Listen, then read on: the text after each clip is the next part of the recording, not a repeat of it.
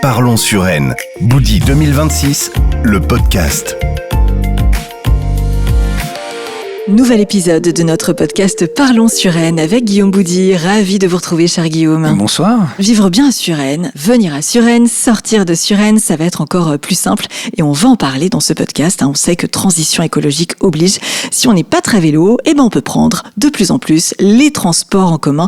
Et ça tombe bien puisque vous allez nous parler de cette nouvelle dynamique de lignes de bus et notamment notre ligne fétiche, la ligne 70. Oui, alors il y a la ligne 70, je vous dirai un petit mot aussi des transports lourds, parce qu'on est une commune assez bien desservie, au fond, avec à la fois le tram de gare et le Transilien qui amène direct à Saint-Lazare. C'est vrai qu'on a une chance incroyable quand même à Suresnes. Alors c'est vrai que c'est très...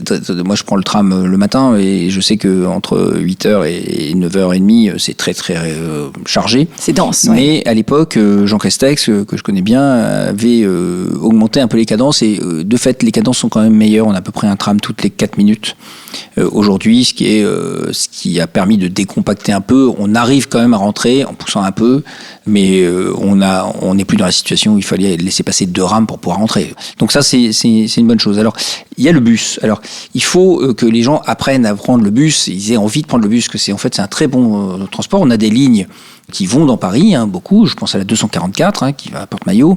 Vous avez la 70 qui est la fameuse ligne fétiche qui va à l'hôtel de ville de Paris. En plus, c'est un très joli parcours. Oui, en traversant le bois de Boulogne. Qui est très emprunté. Nos lignes de bus, elles ont 2 soucis aujourd'hui qu'on veut réduire. C'est d'abord le passage du pont. Parce que le matin et surtout le soir, le pont est très embouteillé. Donc des travaux vont commencer cet été pour installer 2 voies bus sur le pont. Et il y a également d'ailleurs des pistes cyclables sur ce pont aux normes, ce qui n'est pas le cas aujourd'hui. Et donc ça permettra aux bus de ne pas être bloqués dans les embouteillages, parce que sinon on ne voit pas l'intérêt.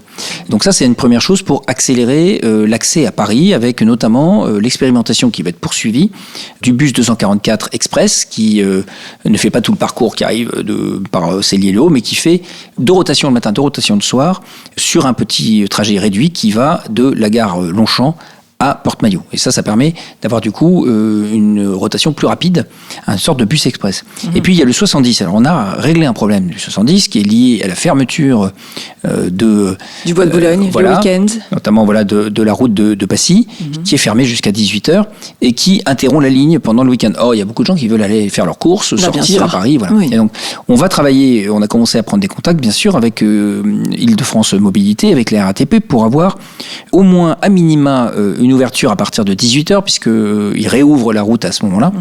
Et sinon, un itinéraire bis, en quelque sorte, qui permette de reprendre le circuit, sachant que le circuit de Maillet est dans le bois de Boulogne. Il n'y a pas beaucoup d'arrêts dans le bois de Boulogne. Donc voilà, ça sera peut-être une petite difficulté, parce que le circuit ne sera pas le même le week-end que la semaine. Mais enfin, ça permettra d'aller à Paris facilement. Voilà.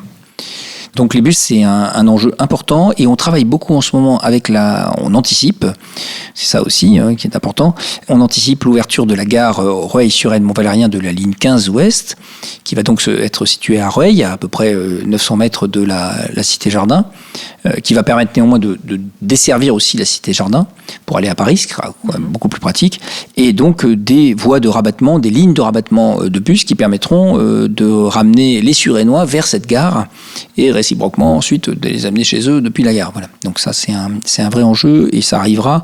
La gare ouvrira en 2031, mais il faut y réfléchir dès à présent. Autre projet à plus court terme, forcément, les scooters électriques. Oui, voilà. Alors moi j'ai pris déjà pendant ce mandat des contacts avec des sociétés, je ne vais pas donner de nom, vous les connaissez, il y en a 3 à Paris, qui louent des scooters en free floating, c'est-à-dire vous pouvez les prendre et les relâcher à un autre endroit, sachant que les endroits doivent être définis pour pas qu'on ait des scooters qui traînent partout.